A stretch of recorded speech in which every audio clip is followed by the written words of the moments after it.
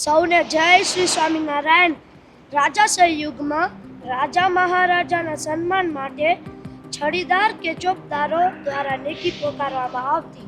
પરંતુ આજે અમો શ્રી ઘનશ્યામ બાલ સભા નૈરોબીના બાલુડા છડીદારો અનંતકોટી બ્રહ્માંડના અધિપતિ મહારાજાધિરાજ શ્રી ઘનશ્યામ મહારાજ માટે એમના સન્માનમાં ખુમારી ભર્યા શબ્દો છડીના રૂપમાં પ્રસ્તુત કરીએ છીએ.